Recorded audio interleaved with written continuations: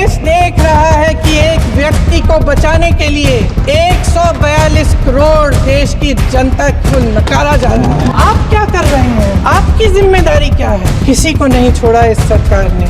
देशद्रोही कह के इन्होंने देश का पूरा माहौल भय से भर दिया है। आप हंस रहे हैं, लेकिन ये गंभीर बात है। इनकी मीडिया की मशीन झूठ फैलाती है, तरह तरह के आरोप लगाती है, और शायद वह भी भय में ही है। भय फैलाने के इतने आदी हो गए हैं, चर्चा से डरते हैं, आलोचना से घबराते हैं।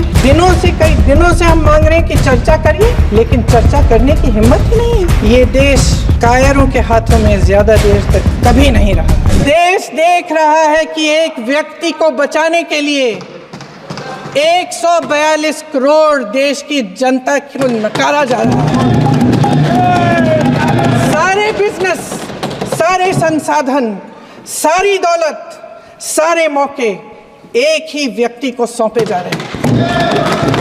सारे बंदरगाह, एयरपोर्ट्स, सड़कें, रेलवे का काम, कारखाने, खदाने, सरकारी कंपनियां सिर्फ एक व्यक्ति को दी जा रही है।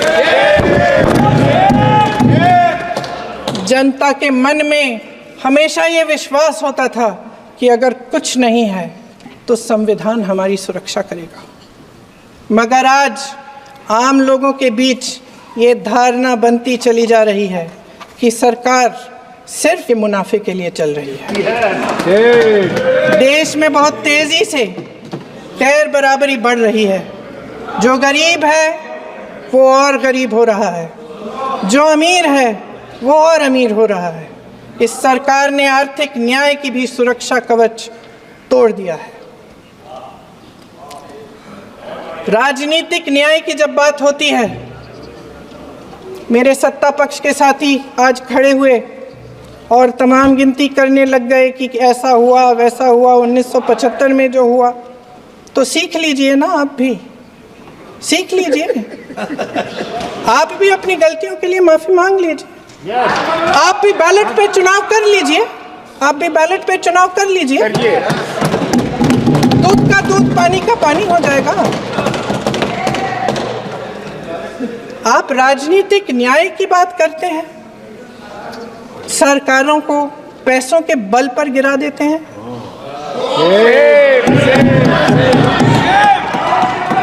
मेरा आग्रह है कि अपन संविधान में सकारात्मक बोले।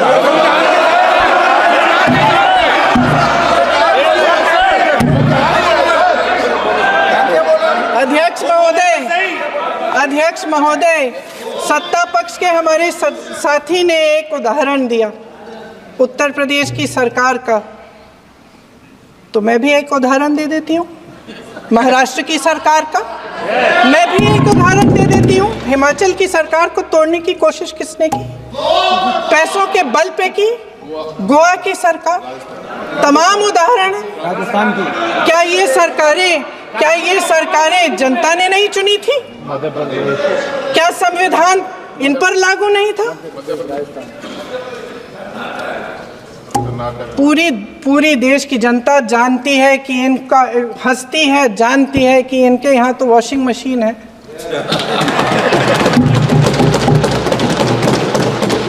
तो यहाँ से वहाँ जाता है, वो धुल जाता है। इस तरफ दाग, उस तरफ स्वच्छता। और मेरे कई ऐसे साथी हैं जो इस तरफ होते थे उस तरफ चले गए,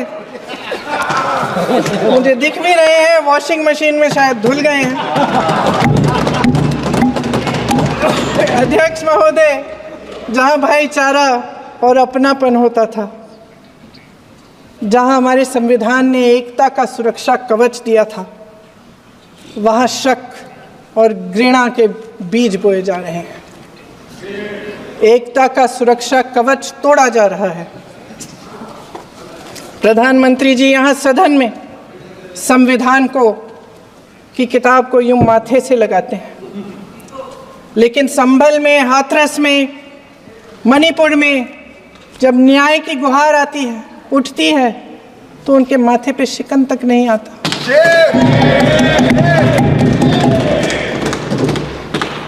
शायद समझ नहीं पाए हैं कि भारत का संविधान संघ का विधान नहीं है।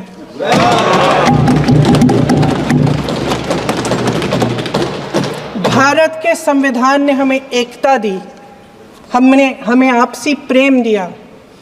उस मोहब्बत की दुकान जिस पर आपको हंसी आती है, उसके साथ करोड़ों देशवासी चले। करोड़ों देशवासियों के दिल में एक दूसरे के लिए प्रेम है, घृणा नहीं है।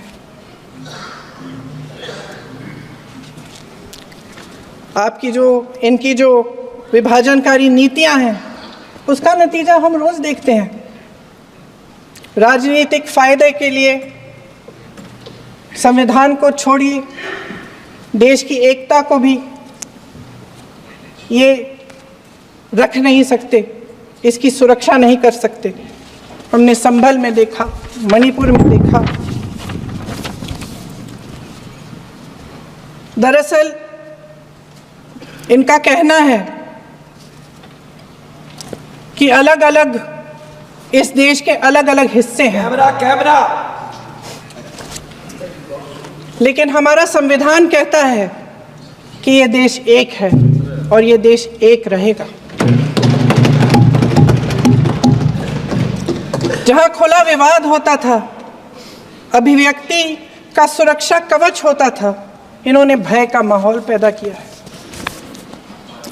सत्ता पक्ष के मेरे साथी अक्सर 75 सालों की बात करते हैं, लेकिन इन 75 सालों में ये उम्मीद, आशा, ये अभिव्यक्ति की ज्योति कभी थमी नहीं, कभी बुझी नहीं।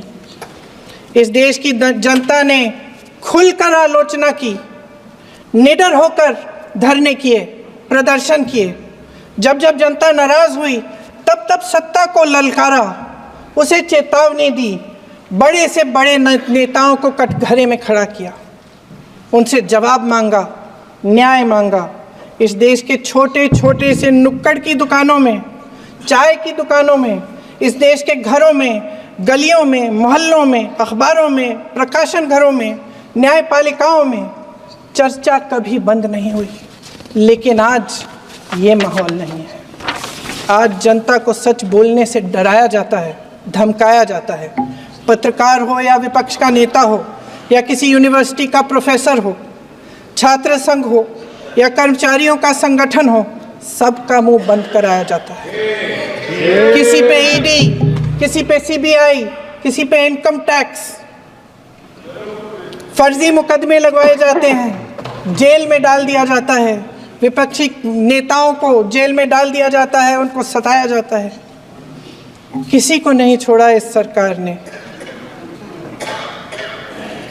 देशद्रोही कह के उत्तर प्रदेश में मुझे याद है कुछ अध्यापिकाएं प्रदर्शन कर रही थी, उन पर मुकदमा डाल दिया देशद्रोही का, उन्हें देशद्रोही कह दिया। इन्होंने देश का पूरा माहौल भय से भर दिया है। इनकी मीडिया की मशीन झूठ फैलाती है, तरह तरह के आरोप लगाती है, और शायद वह भी भय में ही है। महोदय, मैं इस सदन को याद दिलाना चाहती हूँ कि ऐसा डर का माहौल देश में अंग्रेजों के राज में था। जब इस तरफ बैठे हुए गांधी की विचारधारा वाले लोग आज़ादी की लड़ाई लड़ रहे थे और उस तरफ वाली विचारधारा वाले लोग भय में रहकर अंग्रेजों के साथ साठ-गांठ कर रहे थे। लेकिन अध्यक्ष महोदय, भय का भी अपना स्वभाव होता है। भय फैलाने वाले हमेशा भय का खुद शिकार बन जाते हैं। ये प्रकृति का नियम है। आज इनकी भी यही हालत हो गई है। भय फैलाने के इतने आदी हो गए हैं कि खुद भय में रहने वाले हैं, चर्चा से डरते हैं, आलोचना से घबराते हैं। कई दिनों से हम मांग रहे हैं कि चर्चा करिए, लेकिन चर्चा करने की हिम्मत ही नहीं है।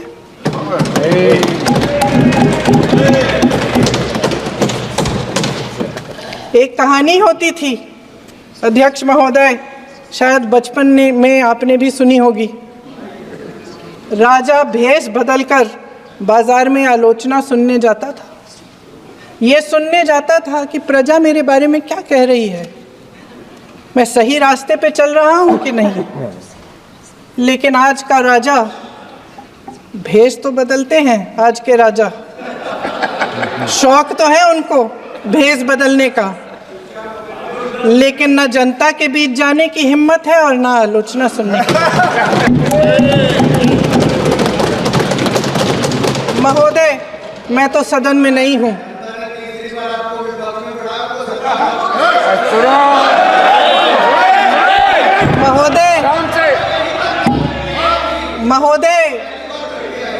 महोदय, जनता में बहुत विवेक है, ये सही है।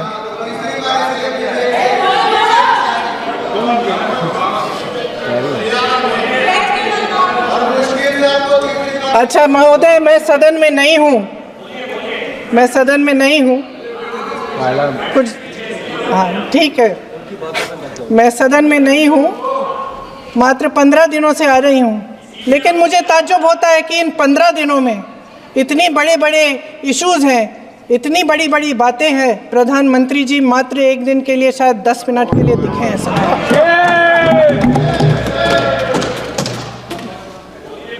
बात यह है अध्यक्ष महोदय जी कि ये देश भय से नहीं, साहस और संघर्ष से बना है। इसको बनाने वाले देश के किसान, जवान, देश के करोड़ों मजदूर और गरीब जनता है। संविधान इनको साहस देता है। मेहनती मिडिल क्लास है और इस देश के जो करोड़ों देशवासी हैं, जो रोजाना भयंकर परिस्थितियों का सामना करते हैं, उनको साहस देता है। वायनाड में जो आपदा आई, उसमें एक छोटा लड़का था 17 साल का। 6 घंटों के लिए उसने अपनी माँ को बचाने की कोशिश की। 6 घंटों के लिए आप सोच सकते हैं कि अगर नदी की धारा बह रही है, नाराज है, आप अपनी माँ को पकड़े हो, 6 घंटों के लिए पकड़े रखते हो कि मेरी माँ बच जाएगी, और अंत में वो माँ भी बह जाती है। उस लड़के का साहस,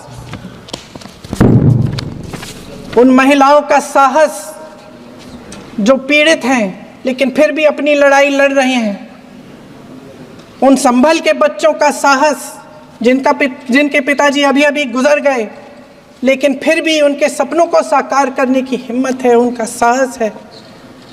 वो साहस इस संविधान ने दिया है।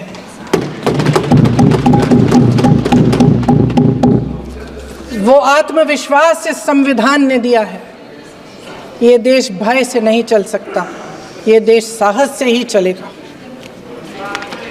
भय की भी सीमा होती है, और जब वो सीमा पार हो जाती है, जब किसी को इतना दबाया जाता है कि उसको लगने लगता है कि अब मेरे पास खोने के लिए कुछ नहीं है, तब उसमें एक ऐसी शक्ति पैदा होती है जिसके सामने कोई कायर खड़ा नहीं हो सकता।